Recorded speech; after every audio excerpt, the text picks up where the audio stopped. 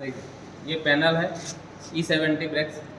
Side में देखिए यहाँ पर 4 कोक, ये पुराने वाले में 4 कोक मिलेंगे आइसोलेटिंग कोक। सबसे ऊपर वाला जो है WFL व्हील फ्लैंज लुब्रिकेशन, यदि ये लगा हुआ है तो ये हमेशा क्लोज रहेगा, क्योंकि व्हील फ्लैंज लुब्रिकेशन RDSO ने बंद कर दिया है। ठीक है, अब नए लोगों में ये वाला कॉक आता नहीं, इसको डमी कर दिया है, तो रहेंगे 3। अब ये 3 जो हैं उसमें से नीचे वाला, सबसे नीचे वाला SR1 का कॉक है, बीच वाला FB का है और ये SR2 का है ऊपर वाला। अब इसमें से भी जो है ये तीनों कॉक, यदि SR1 और SR2 यदि IGBT है तो बंद रहेगा और GTO है तो खुला रहेगा। FB वाला कॉक जो है वो सभी लोगों में खुला रहेगा, या तो GTO हो या तो IGBT, क्योंकि उसके जो कॉन्टेक्टर हैं वो सभी EP टाइप के कॉन्टेक्टर। ठीक है, ये इसका रेगुलेटर है। ये प्रेशर जो है इसको 8 kg देता है, यहाँ से थ्रू जो आउटपुट जाता है वो 8 kg रहता है। ठीक है, आगे हम देखेंगे यहाँ पर है पेंटो सेलेक्टर स्विच। 3 पोजीशन है, ऑटो 1 और 2, 1 2 नॉर्म। ये जो बाय डिफ़ॉल्ट इसका जो पोजीशन है वो ऑटो पर रहता है।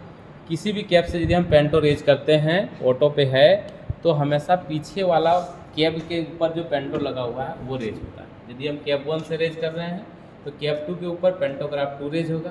कैब 2 से यदि हम पेंटो रेज कर रहे हैं तो कैब 1 के ऊपर पेंटोग्राफ 1 रेज होगा। ठीक, यदि हम 1 पे करते हैं तो यदि 2 में कोई डिफेक्ट आ गया है तो 1 पे करेंगे, तो किसी भी कैब से हम वर्किंग कर रहे हैं तो पेंटोग्राफ 1 ही रेज होगा। ठीक है, 2 पे करेंगे तो किसी भी कैब से पेंटो उठाइए, पेंटोग्राफ ऑलवेज 2 नंबर ही रेज होगा। ठीक है, और ये ऑटो पर रहता है नॉर्मली। ये जो अभी लगे हैं ग्रे कलर के, ये सभी प्रेशर स्विच हैं अलग अलग। इसके बाद ये जो है वाल्व, इसको बोलते हैं flow measuring valve, air flow measuring, जिसको हम लोग एयर फ्लो बोलते हैं, वो एयर फ्लो मेजरिंग वाल्व, और उसके साथ R6 के जैसा काम करने वाला वेंचुरी चेक वाल्व। ये दोनों कॉम्बिनेशन में काम करते हैं। यदि कहीं ट्रेन पार्टिंग हुआ या किसी ने चेन खींचा है तो ये क्या करेगा, इसके थ्रू जो हमारा डिफरेंशियल गेज है एयर फ्लो इंडिकेटर का, वो इंडिकेट करेगा, नीडल उठेगा। और इसी के सर्किट में ये वाला जो प्रेशर स्विच है 44, इसी सर्किट में लगा हुआ है, ये ऑपरेट होगा और इसके थ्रू डिस्प्ले पर मैसेज आएगा अलार्म चेन पुलिंग का। और जब ये ऑपरेट होता है तो इसी से जो है सर्किट फिर चालू हो जाता है फ्लैशर लाइट का। ठीक है, फिर जब ये प्रेशर हमारा 5 kg बन जाएगा, ये ऑपरेट होंगे, तो ये फिर हमारा जो है नॉर्मल होगा। इससे आगे जाएंगे, यहाँ पर जो है इमरजेंसी एग्जॉस्ट वाल्व लगा हुआ है, और इमरजेंसी एग्जॉस्ट वाल्व के लिए कॉइल लगा हुआ है 14 नंबर। जैसा हमने कन्वेंशनल लोगों में IP मैग्नेट वाल्व देखा था और उसको इनर्जाइज रखना पड़ता था, नहीं तो BP प्रेशर ड्रॉप, तो उसी तरह से ये भी हमेशा इसके सप्लाई मिलना चाहिए, इनर्जाइज रहना चाहिए, नहीं तो ये क्या करेगा, BP प्रेशर ड्रॉप कर देगा, इमरजेंसी लग जाएगी। इसका एग्जॉस्ट होता है। हाँ, इसका एग्जॉस्ट नीचे पोर्ट रहता है तो और वहाँ से अंडर पैनल में नीचे जाइएगा, अंडर फ्रेम में जेट पोर्ट बोलते हैं उसको, वहाँ से निकलता है प्रेशर। ठीक है, अब यहाँ पर इधर जो हम आएंगे, यहाँ पर ये ब्लेंडिंग वाल्व है, EBC5 ब्लेंडिंग वाल्व, उसका ये ट्रांसड्यूसर है। इसमें 2 EP वाल्व लगे रहते हैं, 12 और 13। यदि रीजंक्शन ब्रेकिंग चल रहा है और वो फेल हो गया ड्यू टू OHE फेल के चलते, या सर्किट ब्रेकर ओपन हो जाता है, तो ये क्या करेगा, इसका कार्ड यहाँ पर अंदर लगा रहता है, ब्लेंडर का कार्ड। ब्लेंडर का कार्ड जो है वो हमेशा VCU के साथ संपर्क में रहता है कि हमारा गाड़ी जो है वो रीजंक्शन में चल रहा है। यदि वो फेल होता है तो ये दोनों जो है इसको कमांड देता है, दोनों इनर्जाइज हो जाते हैं, और उस समय ब्लेंडर कार्ड में 2 LED जलता है, दोनों LED ग्लो हो जाएंगे, ये चालू होगा। 13 नंबर जो है, इसमें एक 12 और 13 है, तो 13 नंबर वाला जो है यहाँ पर, ये देखिए इधर है 12 नंबर, ये जो है 1 to 12 है, और ये 13 नंबर का है। 13 नंबर जो है वो जितना भी हमने ब्रेकिंग एफर्ट लिया है उसके अनुपात में लोगों में ब्रेक लगाता है।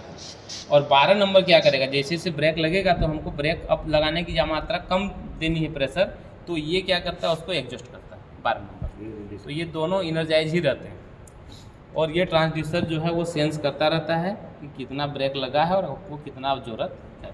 ठीक है, ये उसका रेगुलेटर है कि उसको प्रेशर कितना देता है।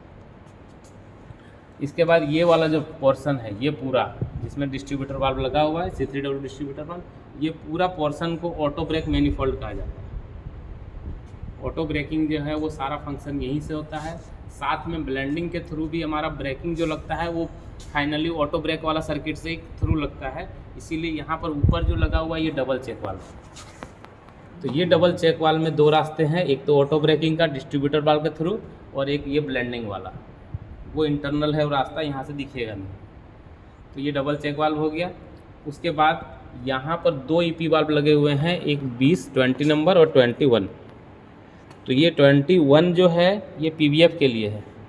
जब हम पीवीएफ दबाते हैं तो ये इनर्जाइज होता है और हमारा सीआर का प्रेशर जो है वो बीपी के साथ कनेक्ट हो जाता है। तो सीआर जो है वो इक्वल हो जाएगा बीपी के, तो हमारा ऑटो ब्रेक जो है वो रिलीज हो जाएगा। ठीक है। ये 20 नंबर जो है वो हमारा है जब हम रीजंक्शन ब्रेकिंग लेते हैं 10 न्यूटन से ज़्यादा जैसे ही हो जाएगा तो ये इनर्जाइज होगा और 52 वाल्व को इनर्जाइज करेगा, और 52 इनर्जाइज होगा तो ऑटो ब्रेकिंग बंद हो जाएगी। ठीक है।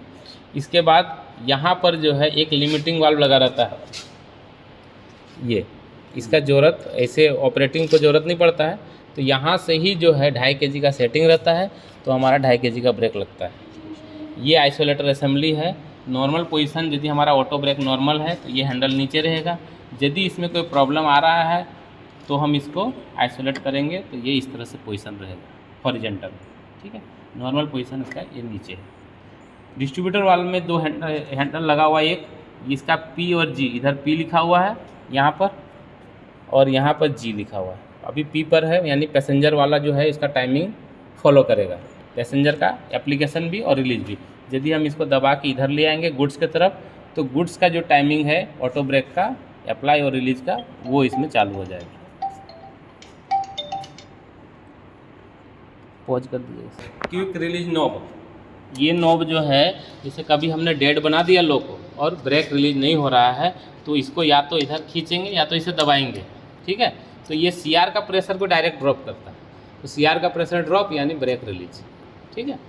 इसके बाद यहाँ से नीचे इधर साइड में जाएंगे तो इसके साथ D2 ऑटो लगा हुआ है। जो ब्रेकिंग हम करते हैं तो हमारा 50 से हाँ, तो इसी के थ्रू जो है हमारा प्रेशर, जो एयर का प्रेशर है वो ब्रेकिंग में जाता है, और रिलीज भी जब होना है तो इसके नीचे जो है यहाँ पर गोल दिख रहा है आपको, तो यहाँ पर हाथ लगाएंगे तो दिखेगा, ये जो है उसका एग्जॉस्ट पोर्ट है। तो ब्रेक सिलेंडर का प्रेशर वहाँ से एग्जॉस्ट होता है और ब्रेक रिलीज होता है।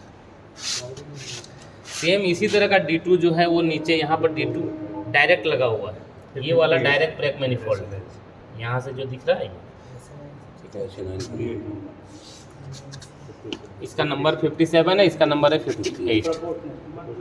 इसमें भी सेम इसी तरह से डायरेक्ट ब्रेक रिलीज करना है ब्रेक सिलेंडर के लिए, तो एग्जॉस्ट पोर्ट नीचे लगा रहता है।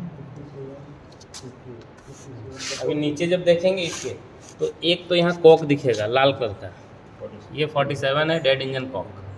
ठीक है। नॉर्मल लोको में, लाइव लोको में ये बंद रहता है और डेड लोको में इसको खोलते हैं।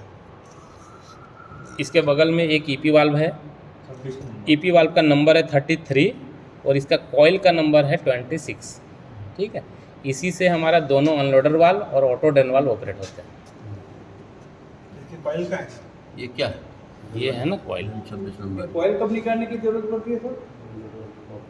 जब आपका कोई प्रॉब्लम होगी उधर लीकेज उकेज। ये वायर अभी तो कॉक दिखा दिया ना, निकालने की जरूरत नहीं। E70 में जरूरत। उसके बाद यहाँ पर ये है सेंडिंग मैनिफोल्ड, दोनों सेंड के लिए, फॉरवर्ड और रिवर्स के लिए आइसोलेटिंग कॉक है, और ये 4 एक्सल के लिए 4 सेंडिंग ईपी वाल्व है।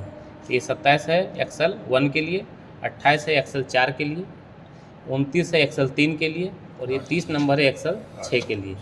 ये 1 और 4 मतलब फॉरवर्ड कंडीशन यदि आपका है तो 1 और 4 में कैब 1 के थ्रू, कैब 1 से यदि हम फॉरवर्ड चल रहे हैं तो इसमें सेंडिंग होगा, कैब 2 से यदि चल रहे हैं फॉरवर्ड में तो 3 और 6 में सेंडिंग होगा। ठीक है।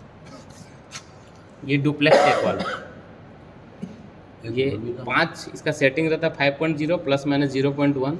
तो इतना प्रेशर जो है ये रोक के रखेगा एमआर का। उसके बाद जब एमआर का प्रेशर बढ़ेगा इससे, तब ये प्रेशर आगे जाने देगा, और उस प्रेशर को बोलते हैं MR equalising pressure. MR equalising pressure जब हमारा बन जाएगा, उसके बाद हमारा हॉर्न, वाइपर, सेंडर और फीड पाइप ये चार्ज होते हैं। ठीक है। साथ में इसके बगल में एक वाल्व लगा हुआ है 46 ब्रेक अवे प्रोटेक्शन वाल्व। इस वाल्व का जो यूज है वो यदि हमारा एक लोको, सिंगल लोको वर्क कर रहा है तो इसमें नहीं है, ये मल्टीपल लोको में इसका यूज है। मल्टीपल लोको में जब हम डीबी पाइप जोड़ते हैं तो पीछे वाले लोको में भी हमारा SN9 के थ्रू ब्रेकिंग होता है।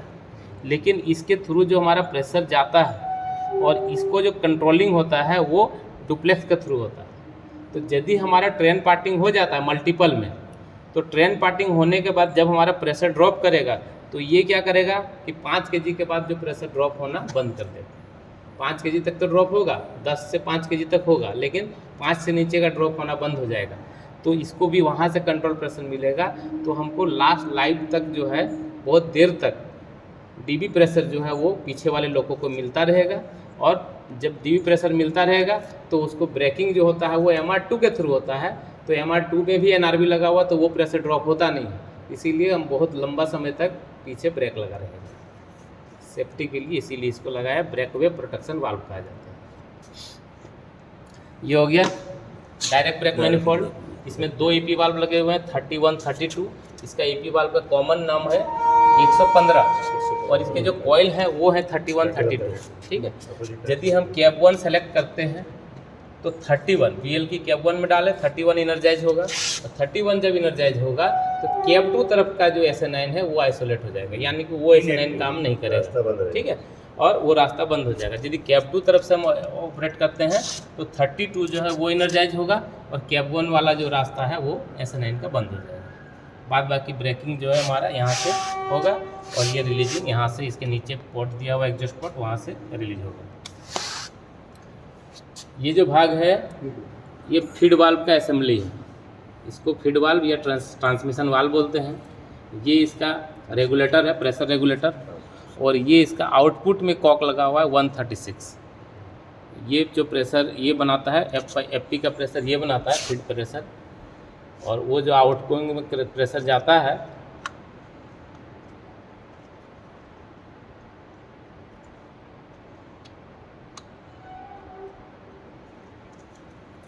वो प्रेशर को हम जब ये खोलेंगे 136 तो हमारा लोको में प्रेशर मिलेगा।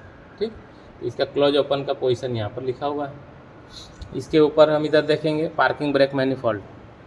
पार्किंग ब्रेक मैनिफोल्ड में राइट हैंड साइड में 22 नंबर का EP वाल्व लगा रहता है जो रिलीज के लिए। ये राइट साइड 22 नंबर, और साथ में इसमें एक मैनुअल नॉब दिया हुआ है, ये भी रिलीज के लिए। लेफ्ट साइड में जो EP वाल्व दिया है वो है अप्लाई के लिए, इसका नंबर है 23 नंबर, और इसके बगल में ये नॉब दिया हुआ है, इससे हम अप्लाई कर सकते हैं। इसके नीचे एक रेगुलेटर रहता है। आजकल ये रेगुलेटर थोड़ा चेंज हो गया है। ये क्या करता है, इसको प्रेशर जो है वो 6 kg लिमिट करके देता है। आजकल प्रेशर रेगुलेटर जो है वो आपको दिखेगा इस टाइप का, जो हमने यहाँ लिमिटिंग वाल्व देखे थे इस तरह का दिखेगा सामने से ये इस तरह का दिखेगा आजकल नया जो। हाँ सर, ये अब चेंज हो गया है ना। ये स्टैनर है। CPA का प्रेशर जो जाता है वो डिलीवरी प्रेशर पाइप यहाँ पर जुड़ता है। ये जो है फिल्टर करेगा, फिल्टर करने के बाद जो प्रेशर है वो पीछे पेंटो रिजर्वायर लगा हुआ 5 लीटर का E70 में, CCB में 10 लीटर का। और प्रेशर फिल्टर होने के बाद यहाँ पर जो मॉइस्चर है वो जमा रहेगा। इसके नीचे एक कॉक लगा रहता है, समय समय पर उसको खोल के मॉइस्चर को ड्रेन करता है। इसके ऊपर जो हम जाएंगे यहाँ पर ये पेंटो इक्विपमेंट मैनिफोल्ड है। पेंटो इक्विपमेंट मैनिफोल्ड में पेंटो के 2 कॉक लगे हुए हैं। जैसे ये है पेंटो 1 का कॉक और उसका EP वाल्व 24 नंबर। ये है पेंटो 2 का कॉक और ये है उसका EP वाल्व 25 नंबर। इसके नीचे एक और कॉक है, ये VCB का आइसोलेटिंग कॉक है। जो VCB में प्रेशर देते हैं उसको हम आइसोलेट कर सकते हैं। ये जो असेंबली है इसको बोलते हैं काबा की। इसमें एक चाबी लगती है ब्लू कलर की, जिसको हम लोग IG38 के नाम से जानते हैं। ये चाबी लगी रहेगी और ऑन रहेगी। जब ऑन करेंगे तो ये हॉरिजेंटल पोजीशन में आ जाएगा, तभी हमारे दोनों EP वाल्व को प्रेशर मिलेगा। उसके बाद हम जिस कैप से भी सेलेक्ट करेंगे उसके अपोजिट, यदि ऑटो में है पेंटो सेलेक्टर स्विच तो उसके अपोजिट वाले को सप्लाई मिलेगा, वहाँ से वो इनर्जाइज होगा, प्रेशर आगे जाएगा। ये कॉक खुला रहेगा तो प्रेशर आगे उसके पेंटो पे जाएगा। ठीक है, इसका यहाँ पर एक गेज लगा रहता है। ये जो है ये CPA का यहाँ पर गेज लगा रहता है और उसके बगल में ये सेफ्टी वाल्व लगा रहता है। इसकी सेटिंग 8.5 kg ± 0.25 kg पर सेंटीमीटर स्क्वायर। ठीक है, इसके ऊपर में 2 कॉक लगे हुए हैं। एक है 74, ये है 70 नंबर और ये है 74। 70 नंबर BP चार्जिंग कॉक है और 74 जो है इमरजेंसी या विजिलेंस का कॉक। दोनों लाइव क्लॉक को यदि है तो नॉर्मल रहते हैं, खुला रहेगा, और यदि डेड होता है तो दोनों को बंद कर देते हैं। ये सभी प्रेशर स्विच हैं, इसकी सबकी सेटिंग और नाम नंबर सब दिया हुआ है। इसमें जो नाम दिया हुआ है, जैसे नाम रहता है 44, 60, 34, 32, तो ये केवल सुविधा के लिए नाम दिया गया है न्यूमेटिक वालों के लिए। लेकिन यदि आप सर्किट डायग्राम देखेंगे तो सबका नंबर जो है वो अलग है। जैसे मान लें कि इसका नंबर है तो इसका इलेक्ट्रिकल नंबर है 269.41, इसकी सेटिंग है फॉलिंग है 4.0 और रेजिंग है 5.0। ये विजिलेंस कंट्रोल के लिए है 60 नंबर, इसको हम लोग जानते हैं। इसका इलेक्ट्रिकल नंबर है 269.5, इसका फॉलिंग 1.5, रेजिंग 2.0। इस तरह से सभी का सेटिंग यहाँ पर लिखा हुआ है, ठीक है। इसका 130। ये और बताओ एक बार कि जैसे भी आपने बात बताई हर जगह कि पहले अपने सप्लाई इनको आ रही है, बीपी चार्जिंग करते हैं तो ये जो वाल्व है सबसे मेन वाल्व ये है लोको का, इसी के नाम पर ये ब्रेक सिस्टम का नाम रखा गया है। इसका नाम है E70 कंट्रोल यूनिट और ब्रेक सिस्टम का नाम है E70 ब्रेक सिस्टम। इसका काम है बीपी प्रेशर बनाना या ड्रॉप करना, और वो कैसे करता है, तो वो काम जो है वो करता है A9 के हैंडल के पोजीशन के अनुसार। A9 का हैंडल का पोजीशन जैसा रहेगा, जिस आधार पर रखा रहेगा, उसके अनुसार ये बीपी प्रेशर बनाएगा या तो ड्रॉप करेगा।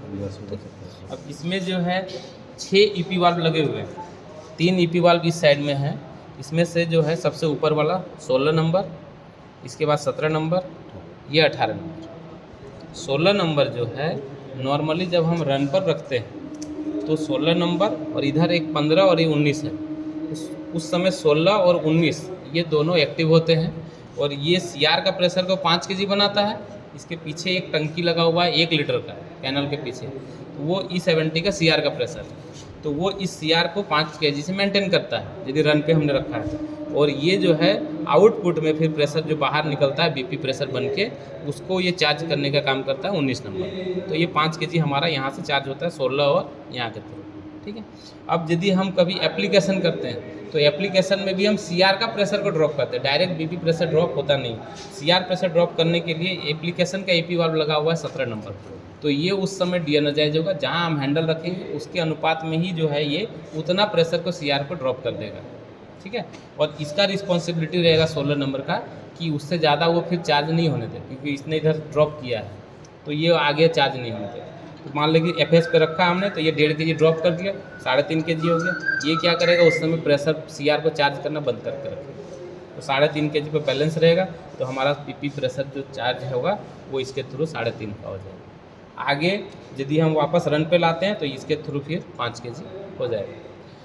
इमरजेंसी पर यदि हम लेके जाते हैं तो इमरजेंसी में क्या होता है कि इसको एक सिंबल मिल जाता है। इसको जो है ये सारा पोजीशन को, जो हमारे EP वाल्व हैं, इनको सारा जो सिग्नल मिलता है वो मिलता है इसके अंदर एक कंट्रोल कार्ड होता है उसके द्वारा।